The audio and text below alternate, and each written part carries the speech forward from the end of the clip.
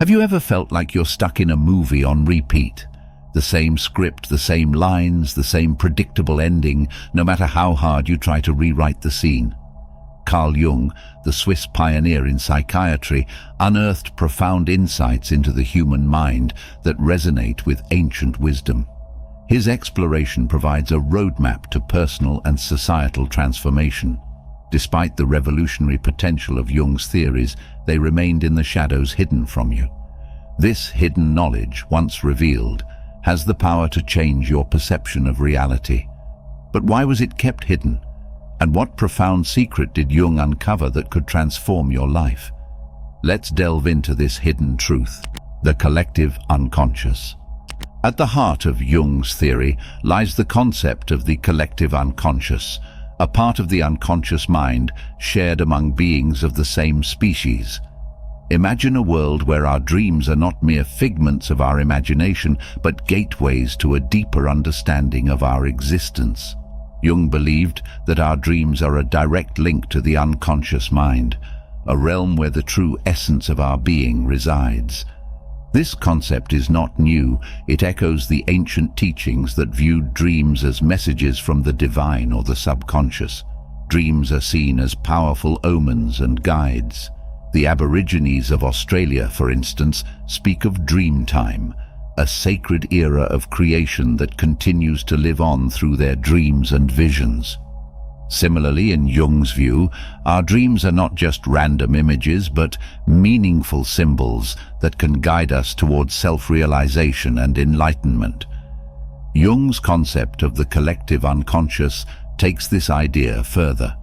He posited that we all share a vast reservoir of unconscious memories and experiences inherited from our ancestors. Unlike the personal unconscious, which contains an individual's suppressed or forgotten experiences, the collective unconscious houses the universal experiences of humanity. Jung stated that this deeper layer of the psyche contains inherited memories and archetypes common to all human beings. The idea of a collective repository of human experiences is not unique to Jung. Ancient philosophies and religious texts often speak of a shared cosmic consciousness. For example, in Hindu philosophy, the concept of the Akashic records describes an ethereal library containing all knowledge, including human experiences and history. Similarly, the ancient Greeks believed in the anima mundi, or the world soul, a connecting force that links all living entities. This collective unconscious is populated with archetypes. What exactly does this mean? The concept of archetypes. Archetypes are the universal symbols and motifs that reside within collective unconscious. These archetypes are the fundamental building blocks of our psyche, shaping our thoughts, behaviors, and experiences in profound ways. By understanding and recognizing these archetypes, we can gain deeper insights into our own lives and the world around us. Archetypes manifest in various forms, appearing in myths, legends, dreams, and even in our everyday experiences. They are the recurring patterns that we see in stories across cultures and throughout history. Jung identified several key archetypes, each representing different aspects of the human experience. These archetypes are not merely abstract concepts, they are living forces that influence our thoughts and actions. These archetypes, he argued, are innate, universal prototypes for ideas and may be used to interpret observations. Consider the hero archetype, which appears in countless myths and stories. From Hercules in Greek mythology to Harry Potter in modern literature, the hero's journey is a universal narrative that resonates with us on a deep level. The hero's journey typically involves a call to adventure, a series of trials and challenges, and ultimately, a transformation and return with newfound wisdom or power. In The Matrix, Neo, Thomas Anderson, is an ordinary computer programmer who feels that something is fundamentally wrong with the world. His call to adventure comes in the form of cryptic messages and the offer of a choice: to continue his mundane existence or to awaken to a new reality by taking the red pill. Neo is driven by a sense of unease and the desire to uncover the truth about his existence. Neo's threshold crossing occurs when he takes the red pill and awakens in the real world, a dystopian reality where humans are enslaved by machines. This moment marks the point of no return, as Neo is thrust into a reality that shatters his previous understanding of the world. Neo's road of trials involves rigorous training and confrontations with the agents of the Matrix who embody the oppressive forces of the simulated reality. His greatest challenge is overcoming his disbelief in his own potential. This narrative mirrors our life experiences, where we face challenges, grow, and evolve. It reflects the archetypal journey of facing our inner and outer battles and emerging transformed and enlightened. The wise old man or woman is another significant archetype representing wisdom, guidance, and knowledge. This figure appears in many myths and stories as a mentor or sage who provides insight and support to the hero. In the Arthurian legends, Merlin serves as the wise advisor to King Arthur, guiding him on his quest. In the Star Wars saga, Yoda fulfills this role, offering wisdom and training to Luke Skywalker. These characters symbolize the inner wisdom that we can access through introspection and experience. The anima and animus are the gendered aspects of our unconscious, the feminine side within men, anima, and the masculine side within women, animus. These archetypes highlight the duality and complementarity within us, akin to the concept of Ardhanarishvara in Hindu mythology, which depicts a god that is half male and half female, symbolizing the synthesis of masculine and feminine energies. The persona is the mask we present to the world, shaped by societal expectations and personal desires. While necessary for social interaction, over-identification with the persona can lead to a shallow and fragmented sense of self. This idea parallels the Buddhist concept of the ego, which is seen as an illusory self that obstructs enlightenment. Jung's archetypes are not rigid molds but dynamic patterns that influence our thoughts and behaviors. They are present in myths, dreams, and religious symbols, providing a framework for understanding the universal aspects of the human experience. Jung's notion of the collective unconscious suggests that our dreams, myths, and symbols are not merely personal, but stem from this shared well of human experience. For instance, the recurring motifs in myths across different cultures, such as the Great Flood, the hero's journey, or the wise old man, can be seen as manifestations of the collective unconscious. These archetypal images emerge because they are part of our collective psychic heritage, influencing our thoughts, behaviors, and emotions. Consider the ancient Greek myth of Icarus, who flew too close to the sun with his wax wings and fell into the sea. This story, an archetype of human hubris and the dangers of overreaching, resonates with us on a deep level because it speaks to a universal truth embedded in our collective unconscious. By recognizing these archetypes in our lives, we can gain insight into our behavior and motivations. The concept of synchronicity.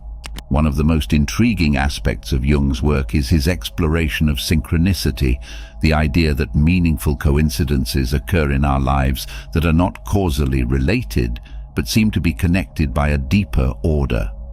These coincidences seem to defy ordinary explanations. Have you ever thought about a friend only to have them call you moments later? Or encountered a book or message that perfectly answers a question you've been pondering? These are examples of synchronicity, which Jung saw as evidence of an underlying connection between our inner world and external reality. These occurrences often feel like the universe is sending us a message or guiding us in a particular direction. Recognizing synchronicities can help us feel more connected to the larger tapestry of life and more attuned to the guidance of our unconscious mind. For instance, if you are contemplating a major life decision and you keep encountering symbols or messages that seem related to your dilemma, these could be synchronicities offering insight and direction.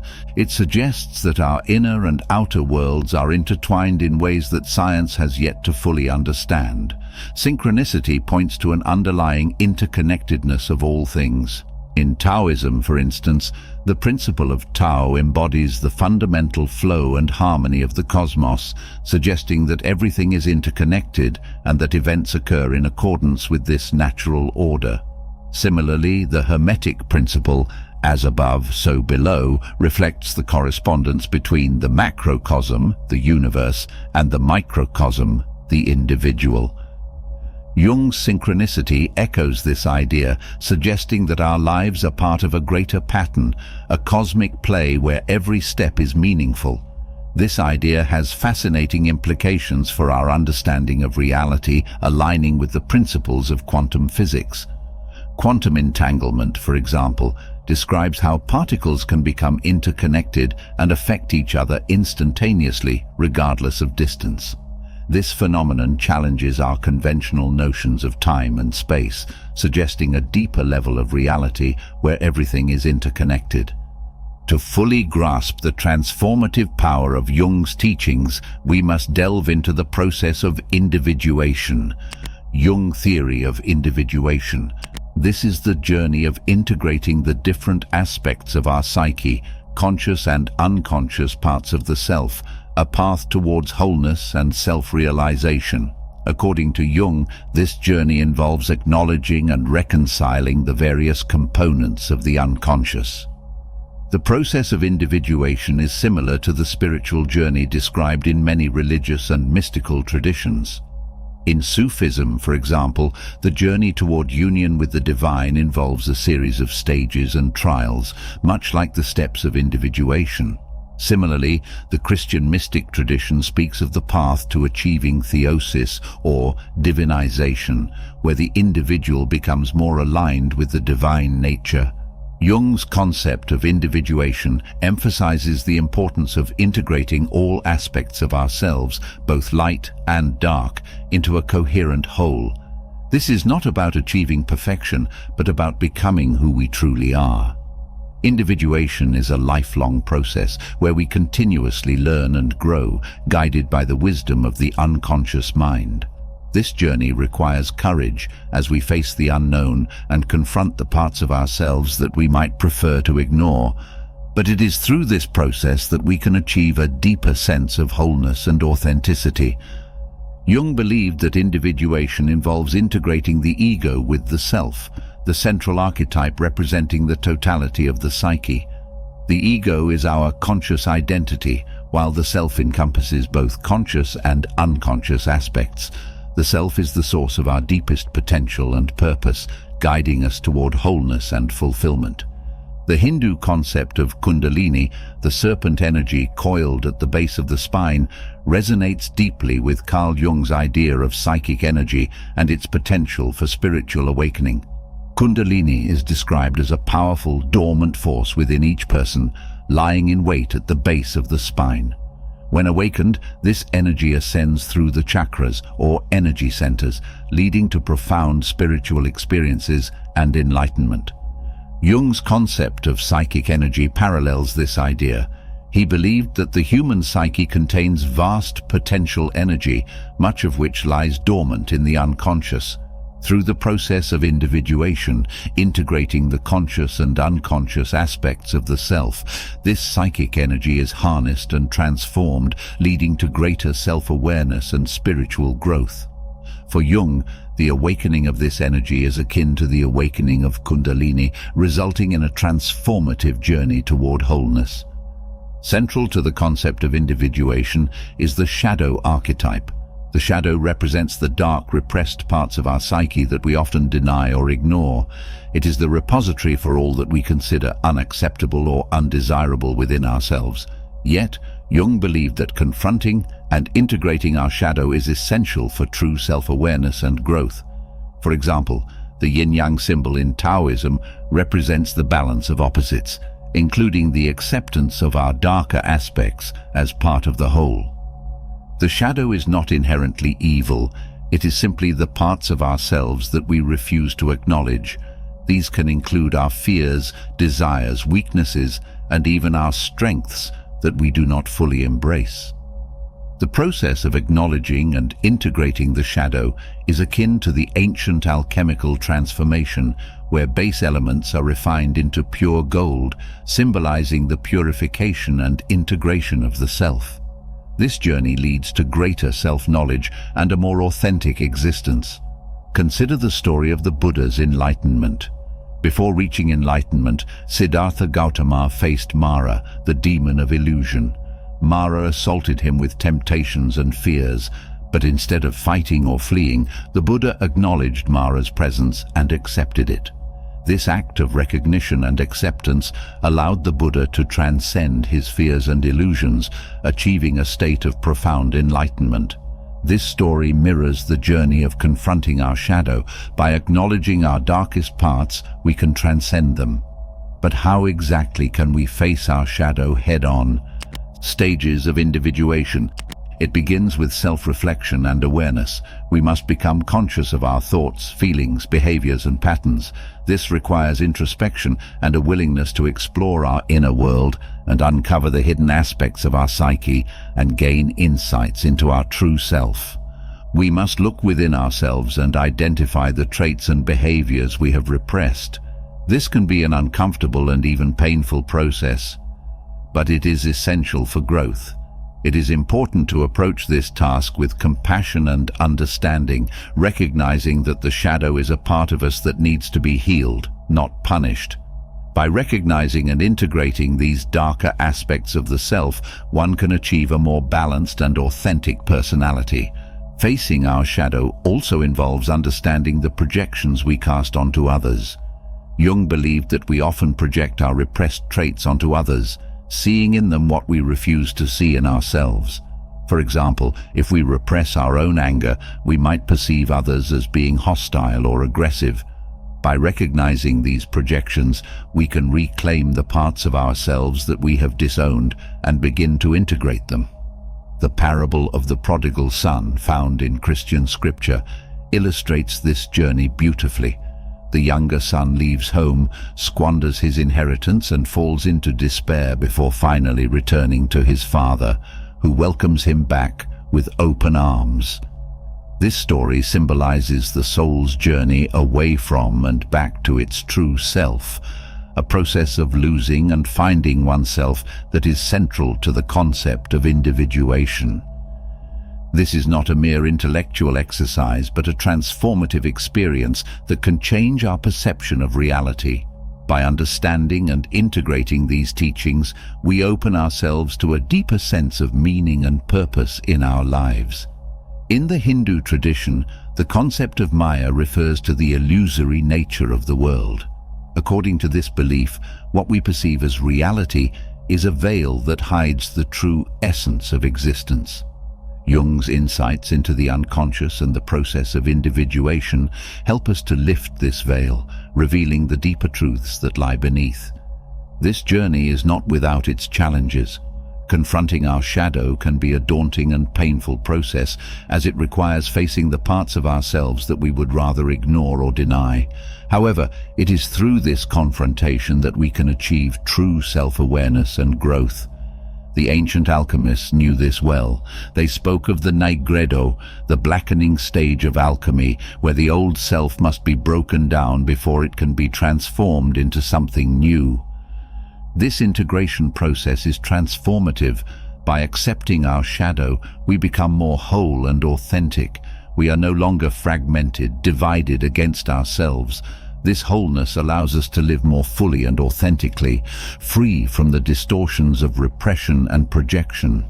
It also enables us to have more genuine and compassionate relationships with others, as we are no longer projecting our unresolved issues onto them.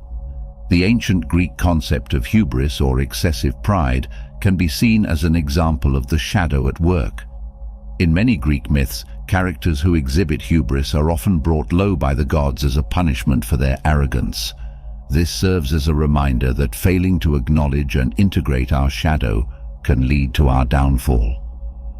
Conversely, by embracing humility and self-awareness, we can avoid the pitfalls of hubris and achieve a more balanced and fulfilling life.